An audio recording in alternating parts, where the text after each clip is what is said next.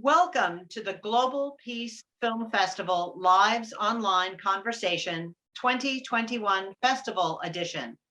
Please join me, Kelly Devine, the Artistic Director, and Nina Strike, the Executive Director, in conversation with Sarah Klein and Tom Mason behind the film Out of the Dark, Akeem. You can find out all the information about watching Out of the Dark, Akeem, by going to the Global Peace Film Festival website, peacefilmfest.org.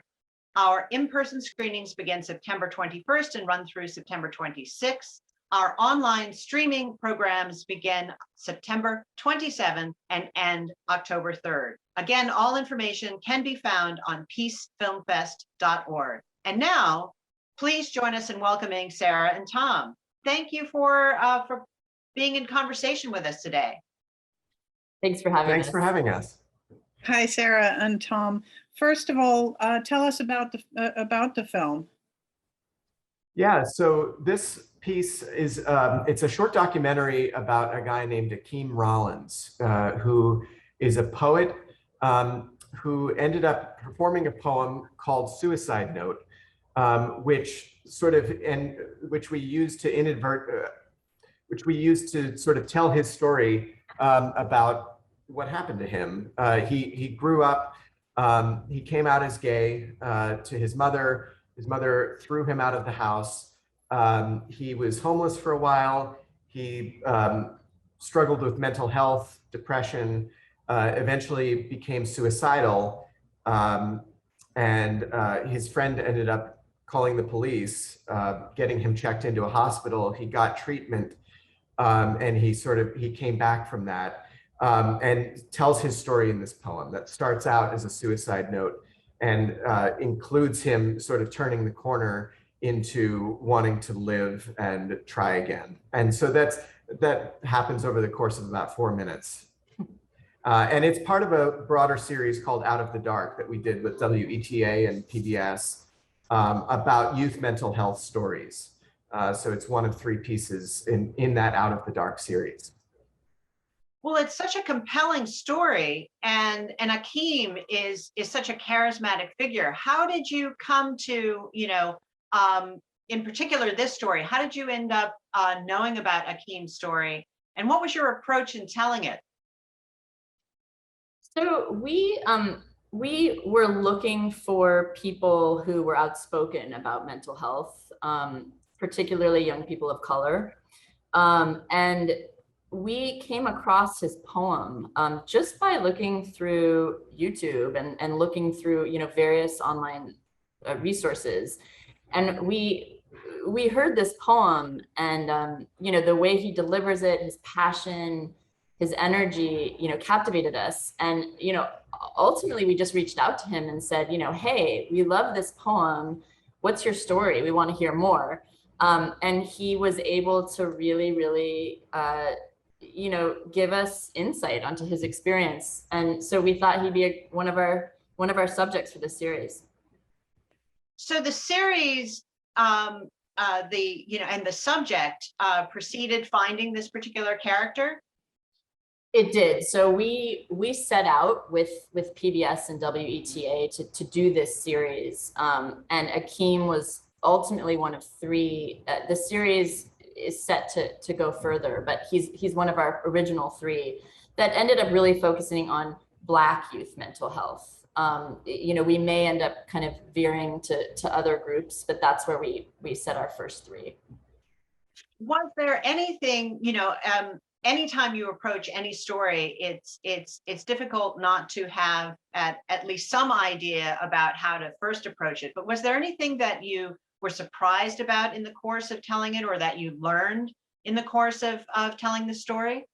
Yeah, well, as far as the filmmaking and directing approach, we actually started out making this a totally different way, which was we went and interviewed him in his home in Cleveland and filmed some B-roll of him and tried to make it as a more traditional documentary.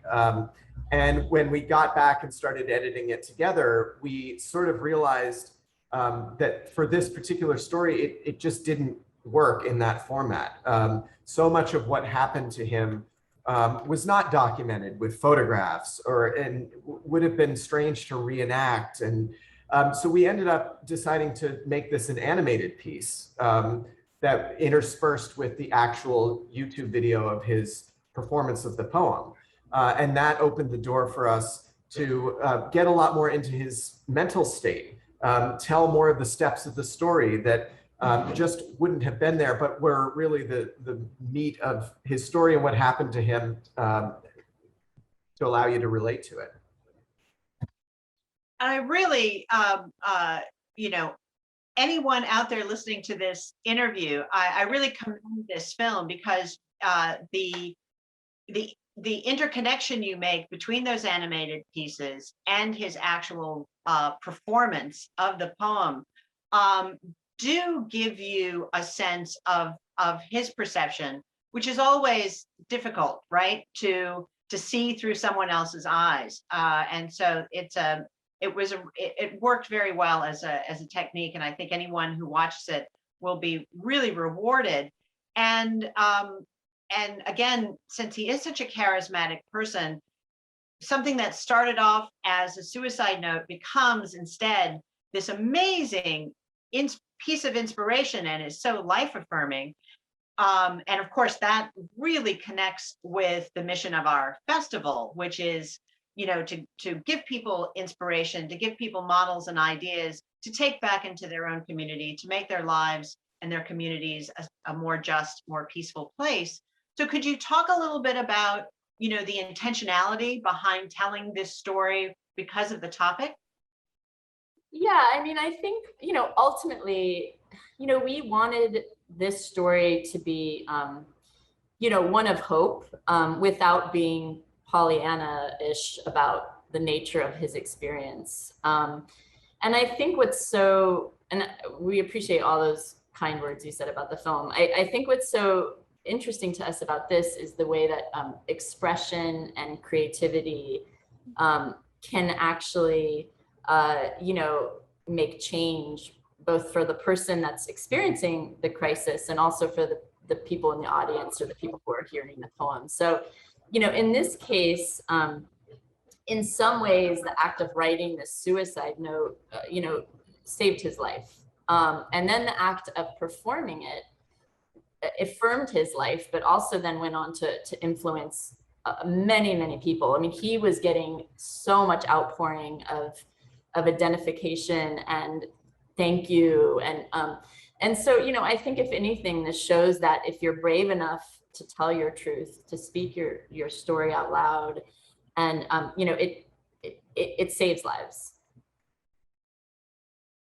So that's amazing and so important. So how can our people watching this and people watching the film, how can they support this work? And also tell us what's next for you both.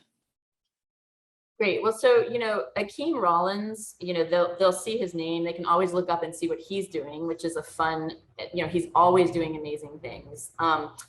This is part of a series that's it's part of a well-being's WETA project, which means it's all mental health. They're doing years of programming around mental health. You can go to wellbeings.org and see our other films, learn more about initiatives, how you can help, how you can get involved, and how you can get help. And we're also telling, you know, in the film, we give the suicidepreventionhotline.org website, which gives people the resources and tools they need to either get involved or get help as well. So that's kind of, those are the call to actions that you can get involved in around this film. And what's next for you guys? We're working on a film about youth innovators who are working through the MIT Solve initiative. So they're people who have these amazing world-changing ideas, and we're going to follow them through a year of developing those ideas and trying to get them off the ground. So lots of projects. That sounds like a fascinating project. And one of the things at the Global Peace Film Festival that we love to do is to follow and support the work of filmmakers who have appeared at any of our past festivals. And so we will definitely be in touch so that we can push your updates out through Global Peace Film Festival social media channels about your ongoing work. And thank you, Sarah and Tom, so much for giving us some more information about this incredible story. I really encourage everyone who's watched this interview to seek out Out of the Dark, Akeem, and all of the other films in that Out of the Dark series. The website for their work is redglasspictures.com. And again, to find out more information about how to see Out of the Dark, Akeem as part of the Global Peace Film Festival, please visit peacefilmfest.org. Thank you, and we'll see you at the next Globe. Thank you.